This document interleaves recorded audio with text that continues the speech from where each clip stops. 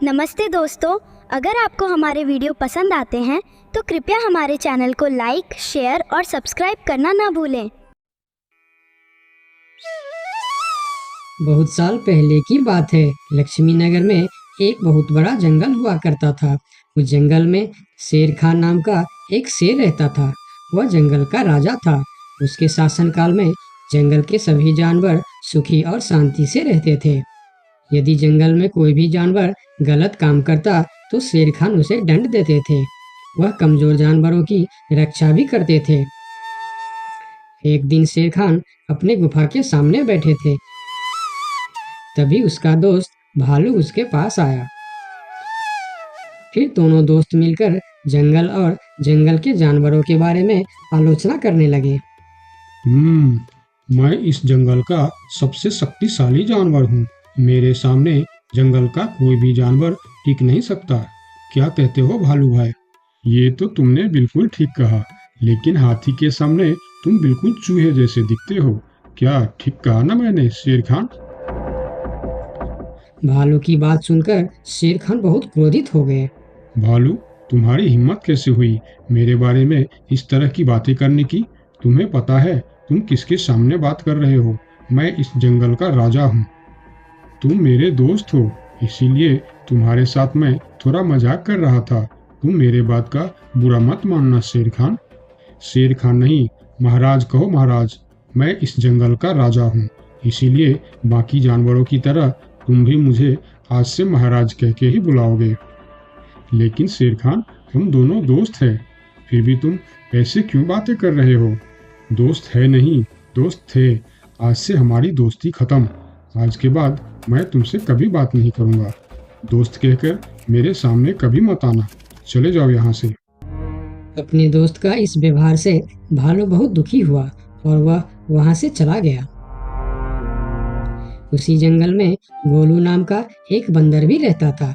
वह दूसरों की चीज चुराकर भाग जाता था। एक दिन गोलू की चोरी करते समय शेर खान के एक सिपाही के द्वारा पकड़ा जाता है और उसे शेर खान के सामने विचार के लिए लाया जाता है। गोलू को देखकर शेर खान कहते हैं, गोलू, तुम्हारी चोरी की किस्से जंगल के दूर दूर तक मशहूर है। तुम जानवरों के घर में ही नहीं, बल्कि मेरे दरबार में भी बहुत चीज चोरी की है। इसीलिए मैं तुम्हें पहाड़ से गिराकर मारने की सजा घोषित करता हूँ। आज से ठीक 2 महीना बाद तुम्हें पहाड़ से गिराकर मार दिया जाएगा। अपनी मौत की सजा सुनकर गोलू बहुत रोने लगा और बोला, महाराज, मैं अब कभी चोरी नहीं करूंगा। मुझे माफ कर दीजिए महाराज। मेरे घर में छोटे छोटे बच्चे हैं, मुझे छोड़ दीजिए महाराज। लेकिन शेर खान ने उसकी फरियाद नहीं सुना। तब एक सैनिक उसे ले जाकर जेल में बंद कर देता है। उधर गोलू का दोस्त भोलू को जब इस बात का पता चलता है, तब वह गोलू से मिलने के लिए कैद खाने में पहुंच जाता है और उससे कहता है, देखा गोलू, तुम पकड़े गए ना। मैं तुम्हें कितनी बार कहा था कि चोरी करना छोड़ दो। अब क्या होगा बताओ, कैसे निकलोगे यहाँ से? ये सब छोड़ो भोलू भाई, जो होना था वो हो गया। मुझे तो बस अपने परिवार की चिंता हो रही है। काश मैं मरने से पहले उनके लिए कुछ कर पाता। मेरे छोटे छोटे बच्चे हैं, बीवी है, अब उन सब का क्या होगा? मेरे बिना वह भी जीवित नहीं रह सकते। गोलू की बातें सुनकर भोलू सोच में पड़ गया। फिर वह शेर खान के पास गया और बोला, महाराज, मैं गोलू का दोस्त भोलू हूँ। मैं आपसे कुछ कहने आया हूँ। तो तुम गोलू का दोस्त भोलू हो? ठीक है, बताओ क्या कहना चाहते हो तुम? महाराज, मैं चाहता हूँ कि आप गोलू को कुछ दिन के लिए उसके परिवार के पास जाने दें, ताकि वह मरने से पहले अपने परिवार के लिए कुछ इंतजाम कर सके। मरने वाले का आखिरी इच्छा पूरा कीजिए महाराज। आप एक बार उसके परिवार के बारे में भी सोचिए। गोलू ने जो किया उसमें उसकी परिवार की क्या गलती है? अगर आप उसे कुछ दिन के लिए अपने परिवार के पास रहने दोगे तो शायद उसका परिवार बच जाएगा। मैं इस बारे में तुम्हारी कोई मदद नहीं कर सकता। अगर अपने परिवार से मिलने के बहाने गोलू भाग गया तो मैं किसको सजा दूंगा? शेर खान की बात सुनकर भोलू थोड़ा सोच में पड़ गया। फिर बोला, तो ठीक है महाराज, आप गोलू को छोड़ दीजिए। जब तक गोलू वापस नहीं आ जाता मैं उसकी जगह कैद खाने में रहूंगा। और अगर वह कभी वापस नहीं आया तो क्या तुम उसके हिस्से की मौत की सजा भी लोगे? थोड़ा सोचकर बताओ। हाँ महाराज, मैं इसके लिए भी तैयार हूँ। भोलू की बात मानकर शेर खान ने गोलू को कैद से निकालकर भोलू को कैद खाने में डलवा दिया। तब बाहर निकलकर गोलू ने भोलू को बोला, दोस्त तुम चिंता मत करना, मैं समय से पहले ही वापस आ जाऊंगा। ऐसा कहकर गोलू वहां से चला गया और भोलू गोलू की जगह कैद खाने में रहने लगा।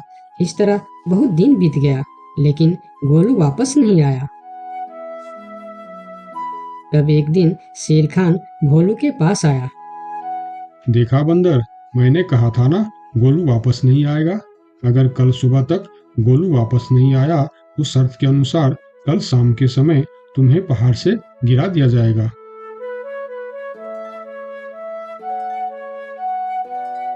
अगले दिन भी जब गोलू वापस नहीं आया तब शेर खान और उनके सैनिक भोलू को लेकर पहाड़ के किनारे पर गए। फिर भोलू को खाई के किनारे खड़ा करके शेर खान ने कहा, देखा ना मूर्ख बंदर, तुम्हारे दोस्त तुमको धोखा देकर चला गया। अब तुम मरने के लिए तैयार हो जाओ।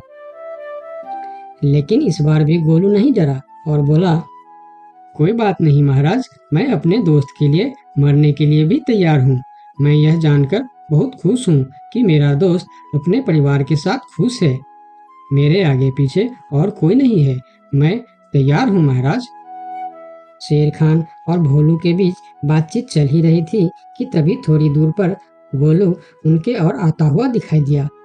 फिर पास आकर उसने बोला, तुम्हें ऐसा करने की कोई जरूरत नहीं है दोस्त। तुमने मेरे लिए जो किया उसके लिए तुम्हारा बहुत बहुत शुक्रिया। अब मैं अपनी सजा पूरी करने के लिए तैयार हूँ। महाराज छोड़ दीजिए मेरे दोस्त को। गोलू, तुम्हें वापस आने की क्या जरूरत थी?